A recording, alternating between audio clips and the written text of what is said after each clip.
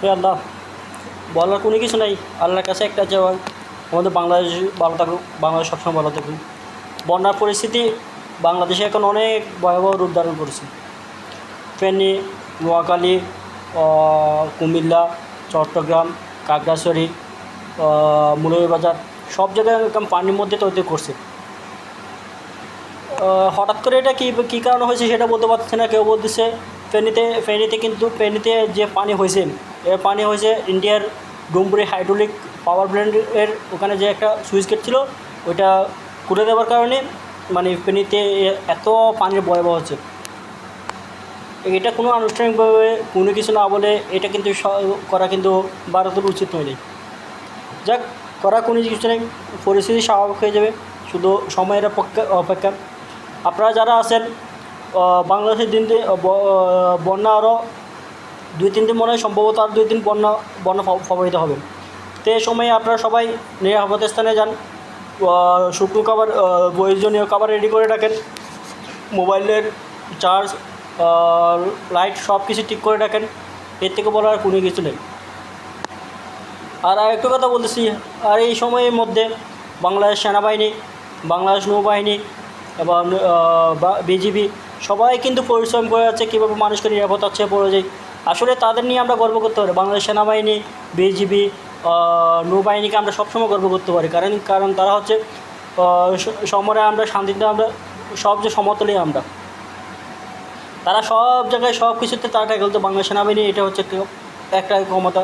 বাংলাদেশ সেনাবাহিনীকে আমরা বাংলাদেশ ছাত্র আন্দোলনের সময় যে এক দফা ছিল, সেখানে যে বাংলাদেশ সেনাবাহিনী শেষে ছাত্রদের সাপোর্ট করছে বিদায়, ছাত্রদের সাথে তারা সব মিলে করছে বিদায় আজকে বাংলাদেশ একটা স্বাধীন, মানে নতুন একটা স্বাধীন রাষ্ট্র পাইছে আর কি। এখন এখানে হঠাৎ করে বন্যা পরিস্থিতি এত ভয়াবহ হবে কেউ বলতে পারে নাই। তো সবাই প্রয়োজনীয় জিনিস সব কিছু সংরক্ষণ করেন, এবং যারা এখন বর্তমানে আছেন তারা সবাই নিরাপদ স্থানে চলে যান, কারণ নিরাপদ স্থানে গেলে সবচেয়ে ভালো হয়। বিশেষ করে উপকূলীয় এলাকায় যারা আছে তাদের প্রচুর ক্ষয়ক্ষতি হওয়ার সম্ভাবনা আছে। আপনারা সবাই উপকূলীয় এলাকার লোকজন যারা আছে সবাই আপনারা নিরাপদে চলে যান। নিরাপদ কোথায় গিয়ে আশ্রয় নিন।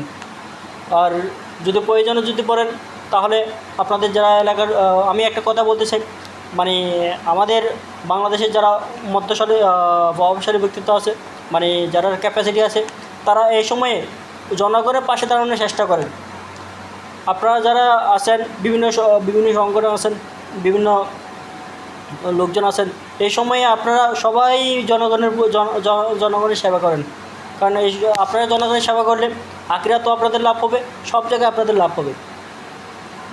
আর একটা কথা বলি, অনেক সময় এই সময়ের মধ্যে আমরা দেখতাম যে আমাদের কিছু মানবতা ফেরিওয়ালা ভাই ছিল, যে তহিদ আফ্রিদি, পারাস কারিম চৌধুরী, এরা এখন কোথায় কেউ বলতে পারে না।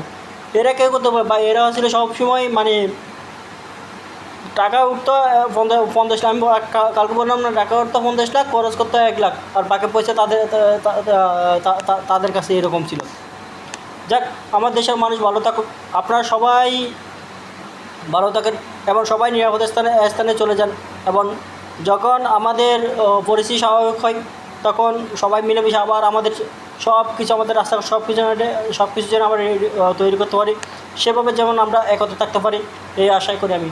ভালো থাকেন সবাই, সুস্থ থাকেন, এবং প্রত্যেকেই আমাদের দেশে প্রবাসী যারা আছেন প্রত্যেকেই কিন্তু আল্লাহর কাছে হাত তুলে চান যে আমাদের বাংলাদেশ ভালো থাকুক, বাংলাদেশ সব কিছু যেন ভালো থাকুক, সব কিছু যেন ঠিক থাকে। এবং বন্যায় যারা আটকে পড়েছে তারা যেন নিরাপদ স্থানে সবসময় নিরাপদ স্থানে থাকুক, এবং আমার বাংলাদেশ যেন সবসময় ভালো থাকুক।